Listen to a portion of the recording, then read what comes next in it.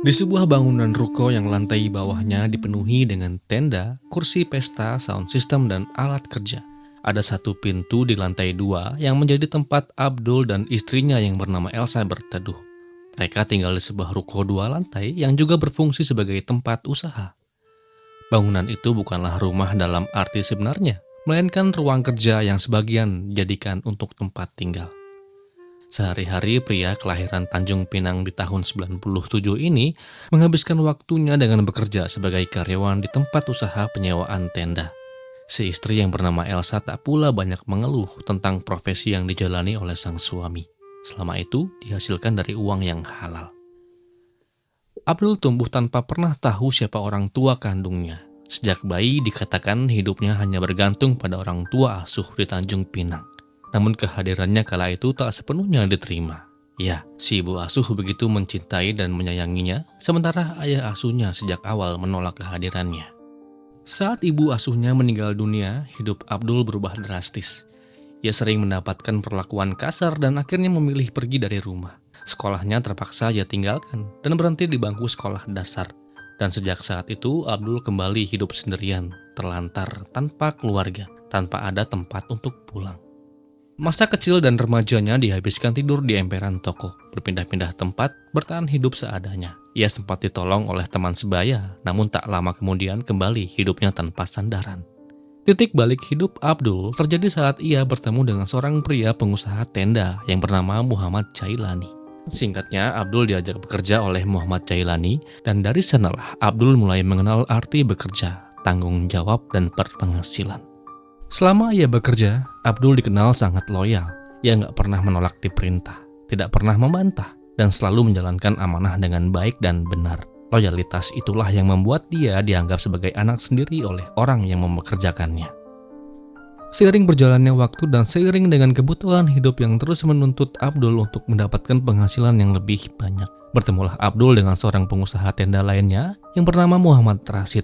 Dengan bos baru inilah yang kemudian membuatnya berpindah tempat kerja. Dan dengan Rashid inilah yang akan membuat hidup Abdul jungkir balik gak karuan. Hal itu berkaitan dengan ditemukannya jasad seorang purnawirawan TNI di dalam sebuah sumur pembuangan setelah 6 bulan menghilang tanpa jejak. Dan lalu, apa yang sebetulnya terjadi dan bagaimana kisah ini selengkapnya? Jadi, begini.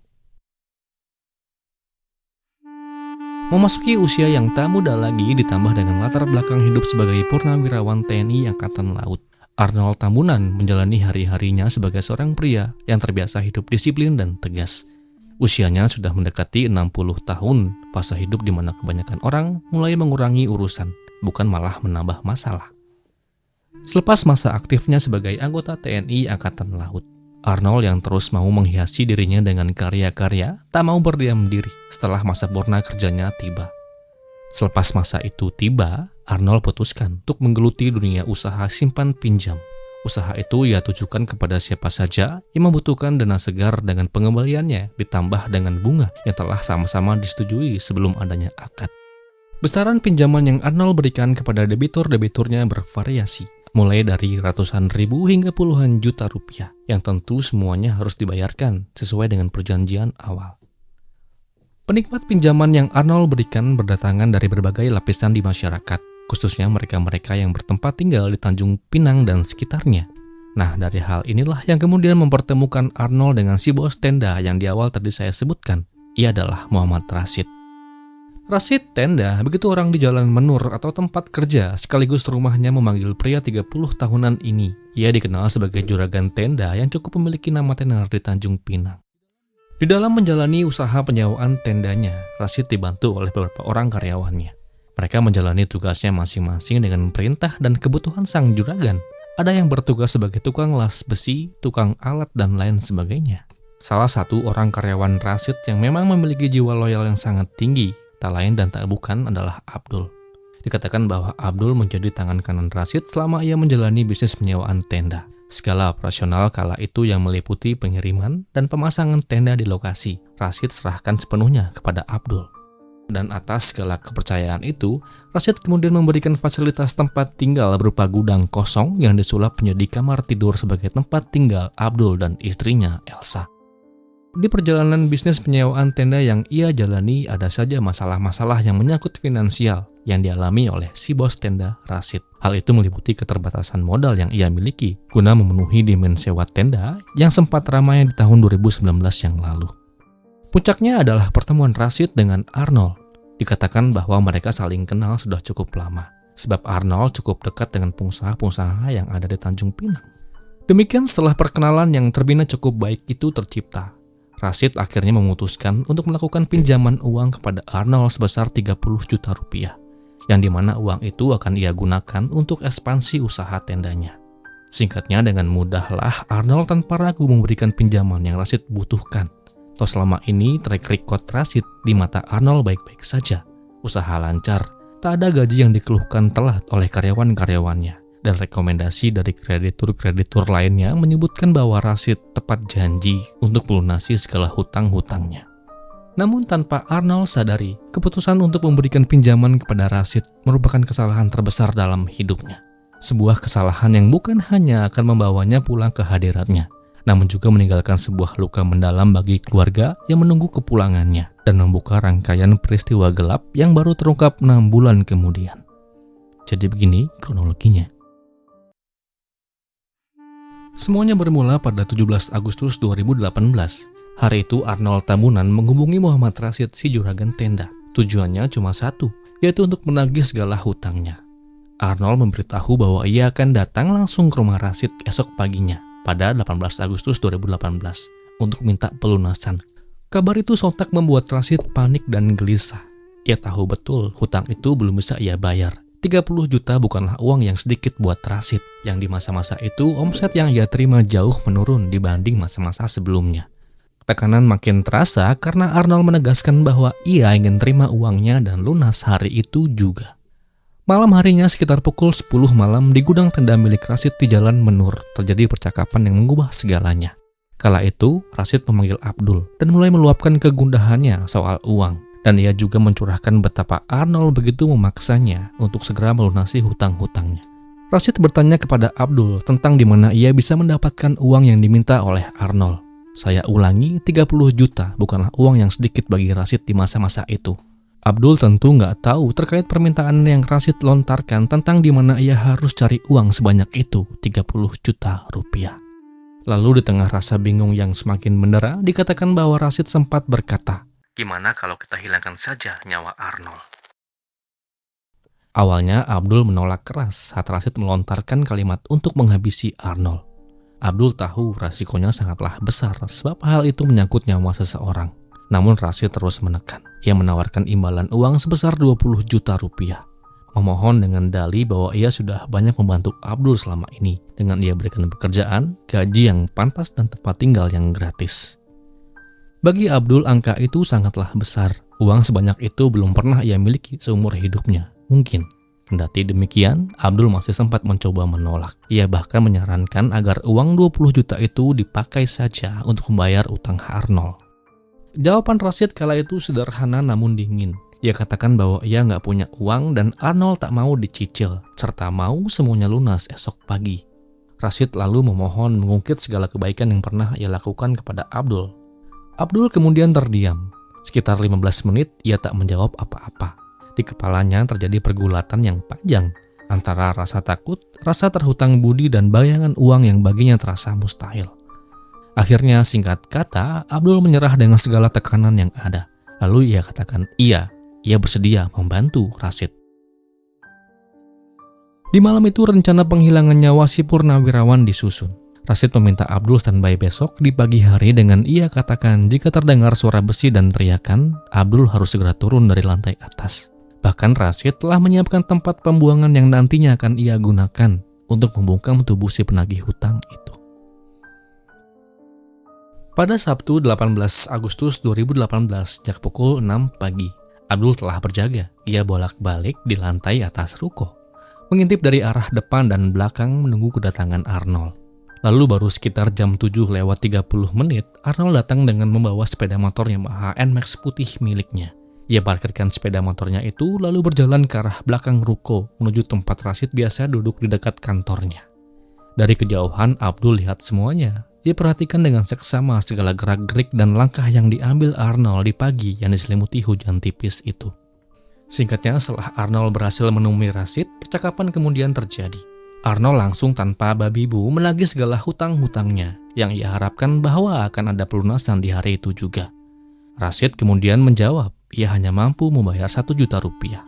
Tentulah Arnold menolak, ia tegaskan harus lunas hari itu juga. Mendapatkan respon yang kurang menyenangkan, emosi Rashid lalu memuncak dan meledak. Umatan kasar keluar dari mulutnya seketika.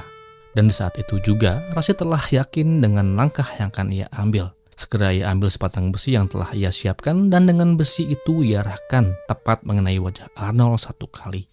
Mendapatkan serangan yang mendadak dan begitu keras, membuat Arnold kemudian terjatuh terhuyung dari bangku yang ia sedang duduki.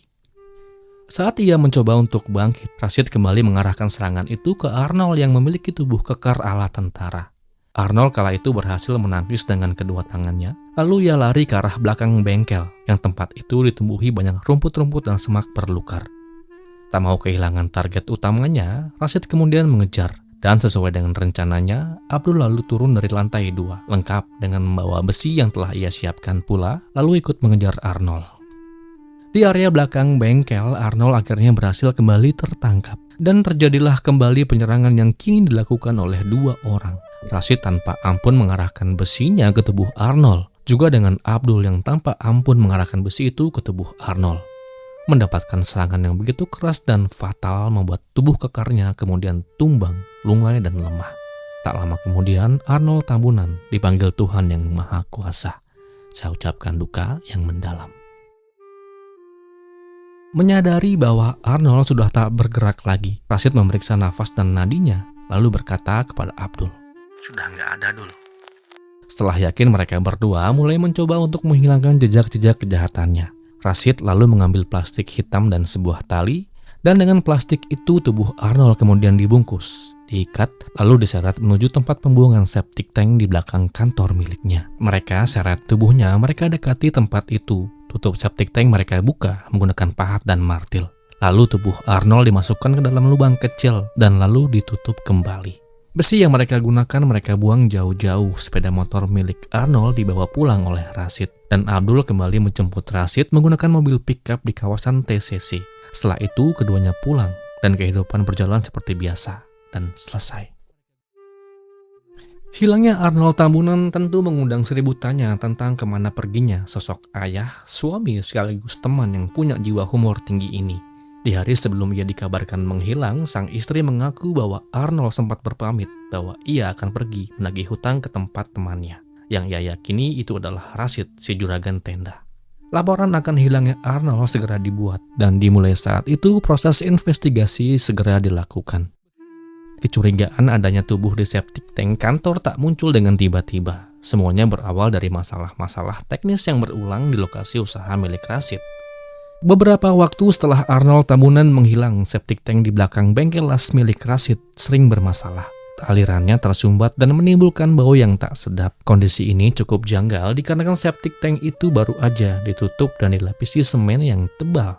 Dalam kondisi itu, Rashid berulang kali minta kepada orang lain untuk menutup atau memperbaiki kembali tutup septic tank yang sempat terbuka dan koyak. Salah satu saksi yang dihadirkan selama persidangan namanya Wahab, yang bekerja sebagai kuli bangunan, mengaku pernah diminta Rashid untuk merapatkan atau menutup septic tank. Namun ia menolak dikarenakan itu bukanlah pekerjaannya. Rashid berdalih bahwa septic tanknya rusak dikarenakan tersumbat. Saksi lain Muhammad Junizar juga menerangkan hal serupa. Ia melihat tutup septic tank dilapisi semen halus dan terpal. Dan ia mengaku pernah diminta membantu menutupnya, tapi ia menolak. Kecurigaan semakin menguat ketika bau menyengat terus muncul dari arah septic tank, meskipun telah ditutup dengan rapat. Kondisi ini akhirnya dilaporkan dan ditindaklanjuti oleh pihak kepolisian. Petugas bukan tanpa usaha dengan berulang kali mendatangi workshop atau kantor Rashid di Jalan Menur, guna membuktikan kecurigaan yang pernah disampaikan oleh pihak keluarga korban. Namun dalam sidak itu petugas tak menemukan hal yang janggal sama sekali. Hingga 6 bulan setelah hilangnya Arnold, atau tepatnya tanggal 14 Februari 2019, tim dari Polres Tanjung Pinang kembali melakukan pemeriksaan di lokasi. Dan dari laporan terdapat bau yang gak enak dari arah septic tank, dibongkarlah septic tank itu. Dan benar saja, di dalamnya polisi menemukan tubuh manusia yang tersisa hanya kerangka. Setelah dilakukan pencocokan ciri-ciri fisik, pakaian, serta keterangan keluarga, tubuh itu dipastikan adalah milik Arnold Tambunan. Tidak sulit bagi polisi untuk tahu siapa dalang di balik menghilangnya nyawa pensiunan TNI Angkatan Laut ini. Sebab para saksi yakin bahwa Muhammad Rashid dan Abdullah yang menjadi dalang dari aksi ngeri yang sempat menguras air mata ini. Singkatnya, hanya Abdullah yang ditetapkan menjadi tersangka.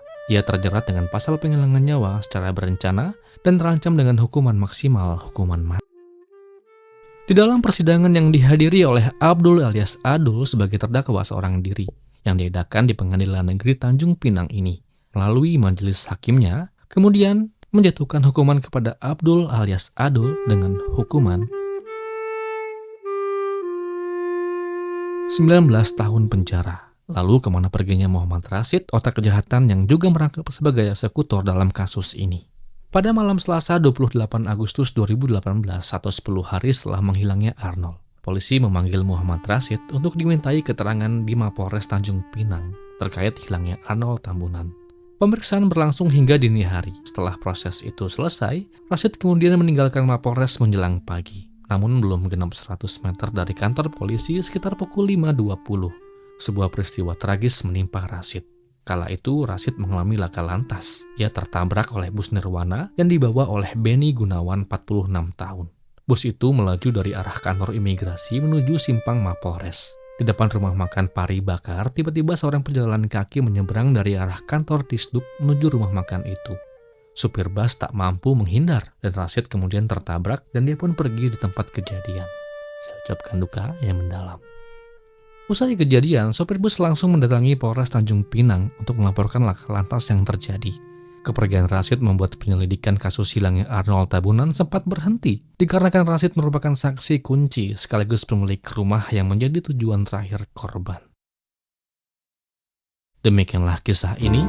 Semoga akan terus ada pelajaran yang bisa kita ambil dari kisah ini. Dan kisah ini pun berakhir.